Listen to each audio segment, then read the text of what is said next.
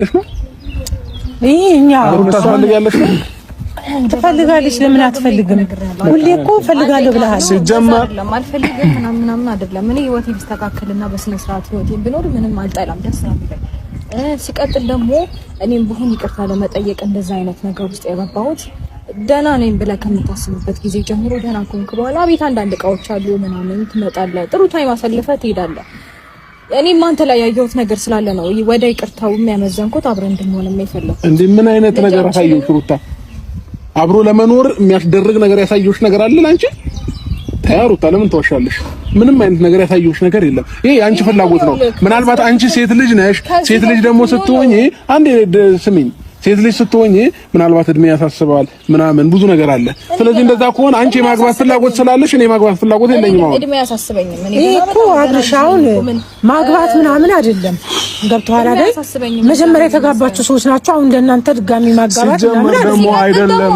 አንተ የጻን ጨዋታ ነው እንደምትጫወተው። ይሄንን ማሰብ መጀመሪያ ነበር ገኒ። መጀመሪያ ፍቺውን ስጠይቂ ነው ማሰብ። ነገ ከነገ ወዲያ ከዚህ ሰው ጋር አብሬ እሆናለሁ ወይንም ፍላጎት ይኖረኛል ምናምን ብሎ ቀድሞ ማሰብ ነው። አሁን ፍቺ ካደረግሽ በኋላ እንደዚህ አይነት ነገር ምንም አስፈላጊ አይደለም። በወቅቱ አንተም አጥፍተሃል፣ እሷም አጥፍታለች። ያሳየኝ ነበር ነገር እኮ ሁለታችሁም ላይ ጥፋት ነበረ። ገብቶሃል አይደል አብርሽ? የሁለታችሁም ነው አይደል ያላችሁት? በወቅቱ ሁለታችሁም አጥፍታችኋል። መጀመሪያ ላይ አንተ አጠፋክ፣ ቀጠለች፣ እሷ አጠፋች።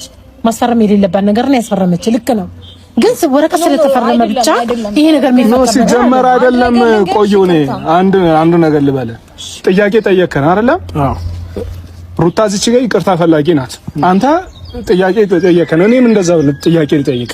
እናት አባቶቻችን እኛን እስከዛሬ ድረስ ወልደው ሲያሳድጉን እናት አባት ሳይጋጩ ቀርተዋል እንዴ? እኔ ባለ ትዳር ነኝ አይደል? እኔ ከሚስቴ ጋር ሳልጋጭ ቀርቻለሁ እንዴ?